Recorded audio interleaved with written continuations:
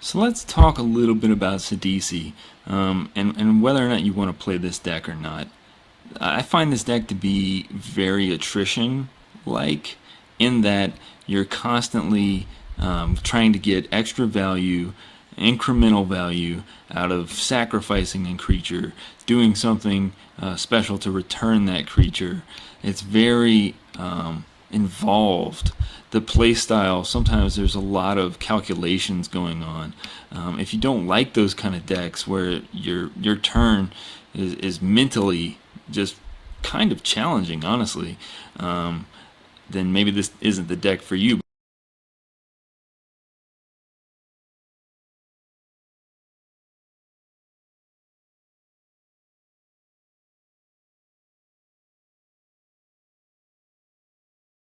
Basics, you have 3 islands, 4 forests, and 5 swamps.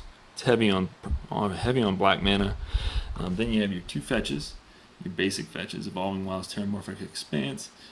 Then you've got kind of your multicolored lands, Command Tower, Opal Palace, Cavern of Souls, and Opulent Palace from Khans of Tarkir block.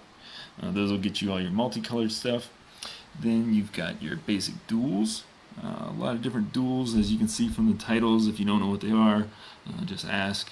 And then your original duels, which are proxies, they're not real. And then you've got filter lands, which are real. I think these are invaluable for Commander. They're definitely going up in price. I hope they get a reprint soon. But they're amazing for a deck that's so hungry for very particular types of mana. So it's important to have all 3.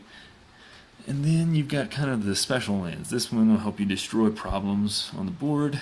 Creeping Tar Pit, always good to have, an unblockable source of damage. Svogdos, Restless Tome, is good for creating a giant zombie based on Sidisi's ability, which just fills the graveyard up with stuff. Cavern of Souls, choose zombies, everything's can't be countered. Urborg turns everything into swamps, which is necessary because a lot of your kills come from swamp walk. So you want to make sure everybody's lands are swamps on the table. And then the Folly Drawn Yard helps to trigger Sidisi's ability and fill up your own graveyard as fast as you can. Grim Backwoods is great because you'll make a ton of tokens and you can sacrifice them to draw cards. And then finally, Crypt of Agony doesn't see a lot of play, but I enjoy it. Basically, pay 2 and it'll give you a black mana for each black creature card in your graveyard, which will be a lot probably. So you'll be making 5, 6, 10, 12 mana off this.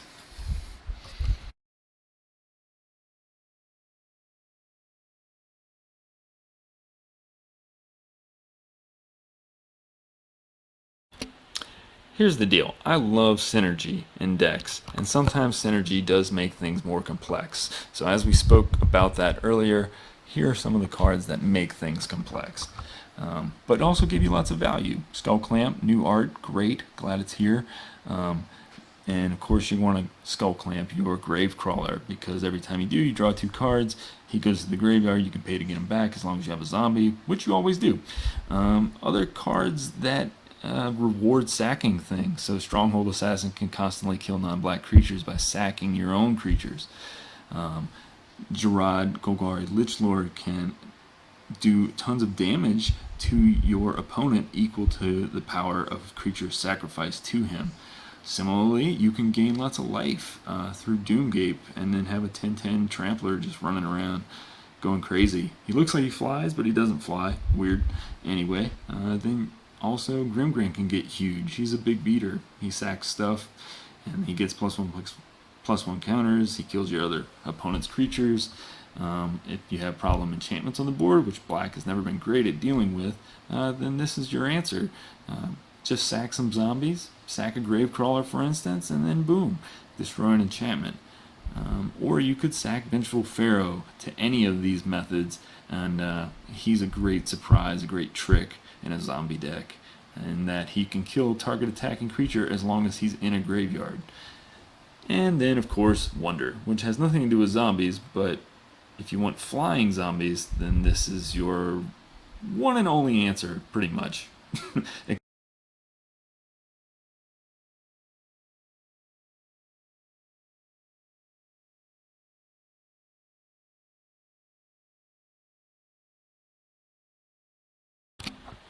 Alright, so let's talk a little bit more about synergy, and this has to do with putting things in graveyards, both yours and your opponent's. In this deck, of course you want to play Vulture as Zombie, because he's huge, and anytime a card is put into an opponent's graveyard from anywhere, you put a +1/+1 counter on him. He flies inexplicably, it doesn't make any sense, but it is great, and he gets huge. Similarly, we've got Sewer Nemesis, whose power and toughness is equal to the number of cards in a chosen player's graveyard, and then whenever that player casts a spell, they put the top card of his or her library into the graveyard. Not only does Sewer Nemesis trigger Sidisi, but you can choose your own graveyard, and he gets enormous, because your graveyard will be filled up quick. Also, if you want to go ahead and end the game, you can return all those zombies from the graveyard to your hand, or to the battlefield, I'm sorry. Living Death, similarly, will return all the stuff from the graveyard to the battlefield, and then also make opponents sacrifice all their things. Grave Sifter, a little bit worse, but what it does is when he comes into play, then you can pull all your zombies back to your hand. Opponents typically won't be playing a tribal enough deck to take advantage of this as you will. Short and simple, Animate Dead, great card. Occasionally you want to pull Shieldred, for example, or something out of the graveyard. Haven Ghoul Lich, awesome. Casting cards out of your graveyard for just the 1 extra mana is amazing. One of the things that inspired me to build a deck was a Innistrad deck that I played with Undead Alchemist as the main card. I love the idea that you attack with tons of zombies, and then instead of doing damage, they mill your opponent to death. And the more your opponent gets milled, the more he gets attacked, the more zombies are created. If you want a true zombie horde experience, Undead Alchemist is a great way to do it. Similarly, Stitcher Giralf was another reason I was excited to play this kind of deck, because I imagine that he actually made the Undead Alchemist. His blue zombie making self. He's also milling people, which is great. That was fireworks, by the way. It's 4th of July here. And finally, Lich Lord of Unks, which allows you to not only mill your opponent, but also make them lose life for the number of zombies you have on the table, which is great.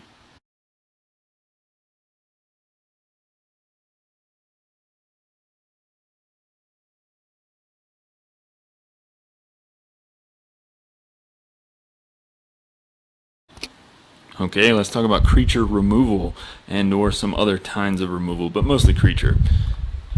So we've got the awesome Black Sun Zenith, kills indestructible things. That's the important thing about that. Beast Within will kill lots of permanents, and that's amazing. Then you've got Barter and Blood. Everybody sacks creatures, but you don't mind doing that because you have so many. Hurricane. Not many flyers in this deck, so you want to be able to kill them. And also, it's got the added bonus of doing damage to the players. Similarly, Pestilence does damage to all the players, and I think that a lot of times, Pestilence can slowly kill the entire board. It's got a great effect, and you can gain life to make up for it. Call to the Grave, great for any zombie deck, you gotta play it. Basically, everybody starts sacking non-zombies. If they weren't sacrificing enough, Fleshbag is always great at a party. He'll make everyone sack, including himself. Lignify, turn one of your opponent's commanders into a tree. Whirlwind kills all flying creatures for 4. It doesn't affect this deck much, but it does affect everyone else. Rain of Thorns, I play this instead of Desert Twister often because it has 3 potential targets instead of just 1, even though it does miss out on Planeswalkers and stuff. That's what you would use maybe Beast Within for.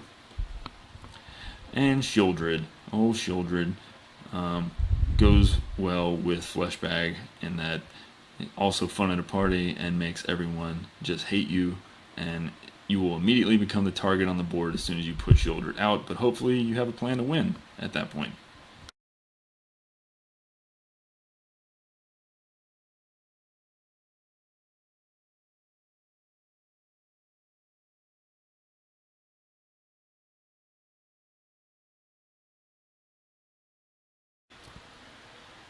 And Sidisi, obviously you want to protect her, so here's 3 cards that'll help give her Shroud or Hexproof. Lightning Greaves, Swiftfoot Boots, and Simic Charm is a great instant speed trick, which will give all your creatures Hexproof, and also its other modes are not too bad in a pinch. And then we've got mana. This is sort of like the utility of the deck. There was no other category to put it under, but here's your fast mana. You got your Chromatic Lanterns, your Burnished Heart, Gilded Lotus, Solemn Simulacrum, Armillary Sphere, Dark Ritual, and Soul Ring. There's a lot of things in here that make like 3 of a certain kind of mana, or they make all of your mana like color fixed, and that's because this deck's very hungry, in particular for triple black, as you'll see.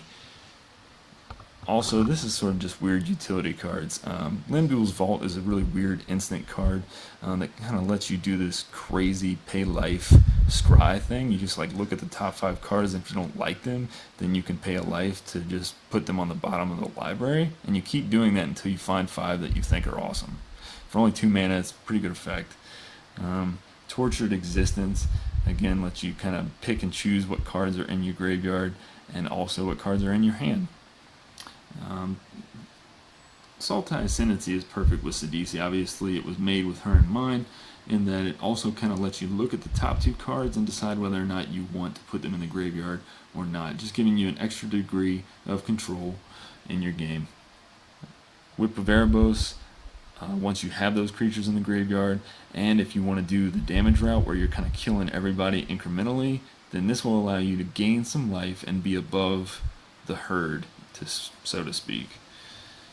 Duskmantle Guild Gauge similarly will help your opponents slowly lose life as you use his first ability, and then his second ability you can actually trigger himself if you have enough mana to sink into it.